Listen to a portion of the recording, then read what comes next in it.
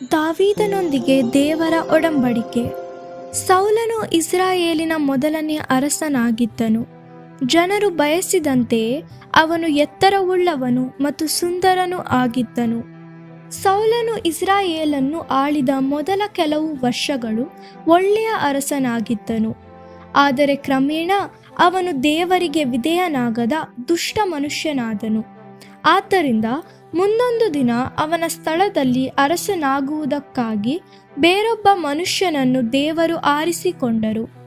ದೇವರು ದಾವೀದನೆಂಬ ಹೆಸರುಳ್ಳ ಒಬ್ಬ ಇಸ್ರಾಯೇಲಿನ ಯುವಕನನ್ನು ಆರಿಸಿಕೊಂಡರು ಮತ್ತು ಸೌಲನ ಬಳಿಕ ಅವನನ್ನು ಅರಸನನ್ನಾಗಿ ರೂಪಿಸಲು ಅವನನ್ನು ಸಿದ್ಧ ಮಾಡತೊಡಗಿದರು. ದಾವೀದನು ಬೆತ್ಲೆಹೇಮ್ ಎಂಬ ಊರಿನ ಒಬ್ಬ ಕುರುಬನಾಗಿದ್ದನು. ದಾವೀದನು ತನ್ನ ತಂದೆಯ ಕುರಿಗಳನ್ನು ಕಾಯುತ್ತಿದ್ದಾಗ ಅವುಗಳ ಮೇಲೆ ದಾಳಿ ಮಾಡಿದಂಥ ಸಿಂಹವನ್ನು ಮತ್ತು ಕರಡಿಗಳನ್ನು ವಿವಿಧ ಸಮಯಗಳಲ್ಲಿ ಎದುರಿಸಿ ಕೊಂದು ಹಾಕಿದ್ದನು. ದಾವೀದನು ದೀನನು ಮತ್ತು ನೀತಿವಂತನಾಗಿದ್ದನು. ಅವನು ದೇವರನ್ನು ನಂಬಿದನು ಮತ್ತು ಅವರಿಗೆ ವಿಧೇಯನಾಗಿದ್ದನು. ದಾವೀದನು ಇನ್ನೂ ಯುವಕನಾಗಿದ್ದಾಗ ಗೋಲಿಯಾತ್ ಎಂಬ ದೈತ್ಯನ ವಿರುದ್ಧ ಹೋರಾಡಿದನು. ಗೋಲಿಯಾತನು ತುಂಬ ಒಳ್ಳೆಯ ಸೈನಿಕನಾಗಿದ್ದನು. ಅವರು ಬಹಳ ಶಕ್ತಿಶಾಲಿಯಾಗಿದ್ದರು ಮತ್ತು ಸುಮಾರು 3 ಮೀಟರ್ ಎತ್ತರವಿದ್ದರು. ಆದರೆ ದೇವರು ದಾವೀದನಿಗೆ ಗೋಲಿಯಾತನನ್ನು ಕೊಂದು ಇಸ್ರಾಯೇಲನ್ನು ರಕ್ಷಿಸಲು ಸಹಾಯ ಮಾಡಿದರು. ಅದಾದ ನಂತರ ದಾವೀದನು ಇಸ್ರಾಯೇಲರ ಶತ್ರುಗಳ ಮೇಲೆ ಅನೇಕ ಜಯಗಳನ್ನು ಸಾಧಿಸಿದನು. ದಾವೀದನು ಮಹಾ ಸೈನಿಕನಾಗಿ ಮಾರ್ಪಟ್ಟನು ಮತ್ತು ಅವನು ಅನೇಕ ಯುದ್ಧಗಳಲ್ಲಿ ಇಸ್ರಾಯೇಲ್ ಸೈನ್ಯವನ್ನು ಮುನ್ನಡೆಸಿದನು.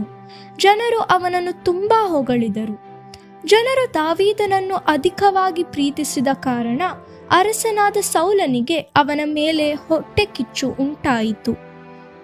ಅಂತಿಮವಾಗಿ ಸೌಲನು ಅವನನ್ನು ಕೊಲ್ಲಲು ಒಳಸಂಚು ರೂಪಿಸಿದನು. ಆದ್ದರಿಂದ ದಾವೀದನು ಅವನಿಂದ ಮತ್ತು ಅವನ ಸೈನಿಕರಿಂದ ತಪ್ಪಿಸಿಕೊಂಡು ಅಡಗಿಕೊಳ್ಳಲು ಅರಣ್ಯಕ್ಕೆ ಓಡಿ ಹೋದನು. ಒಂದು ದಿನ ಸೌಲನು ಮತ್ತು ಅವನ ಸೈನಿಕರು ಅವನನ್ನು ಹುಡುಕುತ್ತಿರುವಾಗ ಸೌಲನು ಒಂದು ಗುಹೆಯೊಳಕ್ಕೆ ಹೋದನು. ಅಲ್ಲಿ ದಾವೀದನೂ ಅಡಗಿಕೊಂಡಿದ್ದನು. ಆದರೆ ಸೌಲನು ಅವನನ್ನು ನೋಡಲಿಲ್ಲ. ದಾವೀದನು ಸೌಲನ ಹಿಂಬದಿಯಿಂದ ಅವನ ಹತ್ತಿರಕ್ಕೆ ಹೋಗಿ ಅವನ ಬಟ್ಟೆಯ ತುದಿಯನ್ನು ಕತ್ತರಿಸಿ ತನ್ನ ವಶದಲ್ಲಿ ಇಟ್ಟುಕೊಂಡನು. ಅನಂತರ ಸೌಲನು ಗುಹೆಯನ್ನು ಬಿಟ್ಟು ಹೋಗುವ ಸಮಯದಲ್ಲಿ ದಾವೀದನು ತನ್ನ ವಶದಲ್ಲಿದ್ದ ಬಟ್ಟೆಯ ತುಂಡನ್ನು ನೋಡಬೇಕೆಂದು ಅರಸನಾದ ಸೌಲನಿಗೆ ಕೂಗಿ ಹೇಳಿದನು. ದಾವೀದನು ಅರಸನಾಗುವುದಕ್ಕಾಗಿ ತನ್ನನ್ನು ಕೊಲ್ಲಲು ಮುಂದಾಗಲಿಲ್ಲ ಎನ್ನುವ ಸತ್ಯ ಸೌಲನಿಗೆ ತಿಳಿದು ಬಂತು.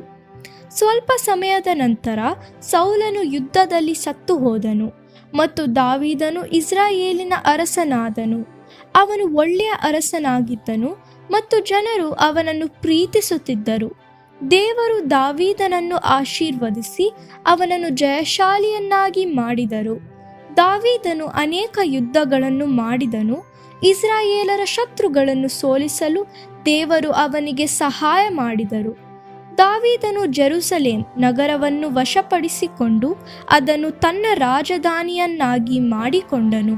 ಅಲ್ಲಿಯೇ ಅವನು ವಾಸಿಸುತ್ತಿದ್ದನು ಮತ್ತು ಆಳುತ್ತಿದ್ದನು. ದಾವೀದನು 40 ವರ್ಷಗಳ ಕಾಲ ಅರಸನಾಗಿದ್ದನು. ಈ ಸಮಯದಲ್ಲಿ ಇಸ್ರಾಯೇಲ್ ದೇಶ ಬಲಿಷ್ಠ ಮತ್ತು ಶ್ರೀಮಂತ ದೇಶವಾಯಿತು. ಇಸ್ರಾಯೇಲರೆಲ್ಲರೂ ದೇವರನ್ನು ಆರಾಧಿಸಿ ಅವರಿಗೆ ಯಜ್ಞವನ್ನರ್ಪಿಸುವುದಕ್ಕಾಗುವಂತೆ ದೇವಾಲಯವನ್ನು ಕಟ್ಟಬೇಕೆಂದು ದಾವೀದನು ಬಯಸಿದನು. ಜನರು ಸುಮಾರು 400 ವರ್ಷಗಳಿಂದ ಮೋಶೆಯು ಮಾಡಿಸಿದ್ದ ದೇವದರ್ಶನ ಗುಡಾರದಲ್ಲಿ ದೇವರನ್ನು ಆರಾಧಿಸುತ್ತಿದ್ದರು ಮತ್ತು ಆತನಿಗೆ ಯಜ್ಞವನ್ನರ್ಪಿಸುತ್ತಿದ್ದರು. ಆದರೆ ನಾತಾನ್ ಎಂಬ ಒಬ್ಬ ಪ್ರವಾದಿ ಇದ್ದನು. ದೇವರು, ನೀನು ಅನೇಕ ಯುದ್ಧಗಳಲ್ಲಿ ಹೋರಾಡಿದ್ದಿ, ಆದ್ದರಿಂದ ನೀನು ನನಗಾಗಿ ಈ ದೇವಾಲಯವನ್ನು ಕಟ್ಟಬಾರದು. ನಿನ್ನ ಮಗನು ಅದನ್ನು ಕಟ್ಟುವನು. ಆದರೂ ನಾನು ನಿನ್ನನ್ನು ಇನ್ನೂ ಅಧಿಕವಾಗಿ ವಧಿಸುವೆನು. ನಿನ್ನ ಸಂತತಿಯವರಲ್ಲಿ ಒಬ್ಬನು ಅರಸನಾಗಿ ನನ್ನ ಜನರನ್ನು ಶಾಶ್ವತವಾಗಿ ಆಳುವನು ಎಂಬ ಮಾತುಗಳನ್ನು ದಾವೀದನಿಗೆ ತಿಳಿಸುವುದಕ್ಕಾಗಿ ನಾತಾನನ್ನು ಕಳುಹಿಸಿದರು. ಶಾಶ್ವತವಾಗಿ ಆಳುವಂಥ ದಾವೀದನ ಏಕೈಕ ಸಂತತಿಯು ಮೆಸ್ಸಿಯನು ಮಾತ್ರವೇ. ಮೆಸ್ಸಿಯನು ದೇವರಿಂದ ಆರಿಸಿಕೊಳ್ಳಲ್ಪಟ್ಟವನಾಗಿದ್ದಾನೆ. ಆತನು ಲೋಕದ ಜನರನ್ನು ಅವರ ಪಾಪದಿಂದ ರಕ್ಷಿಸುವನು. ದಾವೀದನು ನಾತಾನನ ಸಂದೇಶವನ್ನು ಕೇಳಿದಾಗ ಅವನು ದೇವರಿಗೆ ಕೃತಜ್ಞತೆಯನ್ನು ಸಲ್ಲಿಸಿ ಅವರನ್ನು ಸ್ತುತಿಸಿದನು. ದೇವರು ಅವನನ್ನು ಸನ್ಮಾನಿಸಿ ಅವನಿಗೆ ಅಧಿಕ ಆಶೀರ್ವಾದಗಳನ್ನು ದಯಪಾಲಿಸುತ್ತಿದ್ದರು. ದೇವರು ಈ ಕಾರ್ಯಗಳನ್ನು ಯಾವಾಗ ಮಾಡುವರೆಂದು ದಾವೀದನಿಗೆ ತಿಳಿದಿರಲಿಲ್ಲ. ಮೆಸ್ಸಿಯನ ಬರೋಣಕ್ಕಾಗಿ ಇಸ್ರಾಯೇಲರು ದೀರ್ಘಕಾಲ, ಅಂದರೆ ಸರಿಸುಮಾರು 1000 ವರ್ಷಗಳವರೆಗೆ ಕಾಯಬೇಕಾಗಿತ್ತು ಎಂದು ನಮಗೆ ತಿಳಿದಿದೆ. ದಾವೀದನು ತನ್ನ ಜನರನ್ನು ಅನೇಕ ವರ್ಷಗಳು ನ್ಯಾಯಯುತವಾಗಿ ಆಳಿದನು. ಅವನು ದೇವರಿಗೆ ತುಂಬ ವಿಧೇಯನಾದನು ಮತ್ತು ದೇವರು ಅವನನ್ನು ಆಶೀರ್ವದಿಸಿದರು. ಆದಾಗ್ಯೂ ಅವನು ಜೀವನದ ಕೊನೆಯ ಸಮಯಗಳಲ್ಲಿ ಅವನು ದೇವರಿಗೆ ವಿರುದ್ಧವಾಗಿ ಘೋರವಾದ ಪಾಪ ಮಾಡಿದನು. ಒಂದು ದಿನ ದಾವೀದನು ತನ್ನ ಅರಮನೆಯಿಂದ ನೋಡುತ್ತಿದ್ದಾಗ ಸುಂದರವಾದ ಸ್ತ್ರೀಯು ಸ್ನಾನ ಮಾಡುತ್ತಿರುವುದನ್ನು ಕಂಡನು. ಅವನಿಗೆ ಆಕೆಯು ಯಾರೆಂದು ಗೊತ್ತಿರಲಿಲ್ಲ, ಆದರೆ ಆಕೆಯ ಹೆಸರು ಬತ್ಷೆಬಾ ಎಂದು ವಿಚಾರಿಸಿ ತಿಳಿದುಕೊಂಡನು.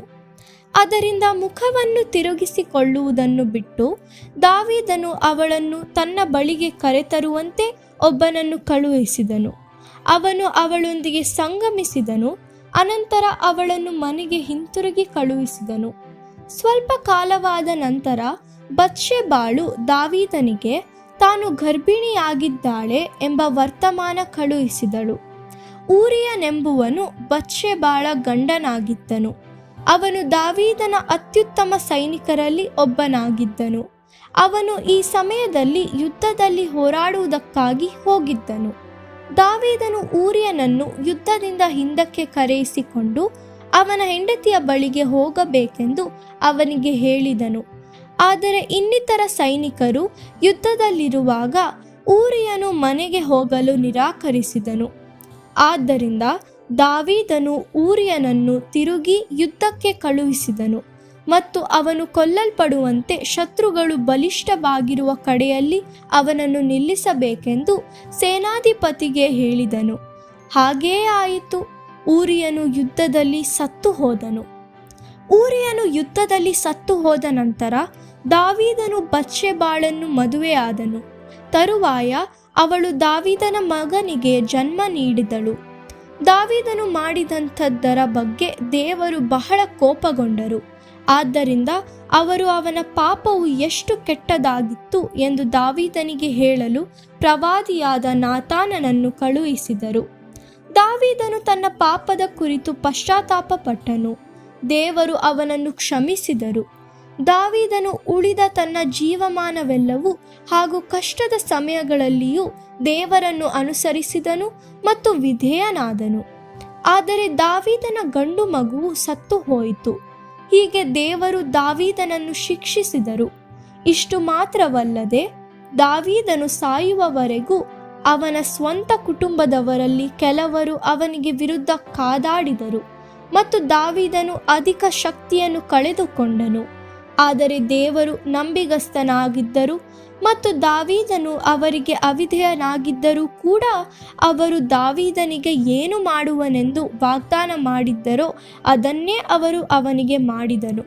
ತರುವಾಯ ದಾವೀದನು ಮತ್ತು ಬತ್ಷೆಬಾಳು ಮತ್ತೊಬ್ಬ ಮಗನನ್ನು ಪಡೆದು ಅವನಿಗೆ ಸೊಲೊಮೋನ್ ಎಂದು ಹೆಸರಿಟ್ಟರು.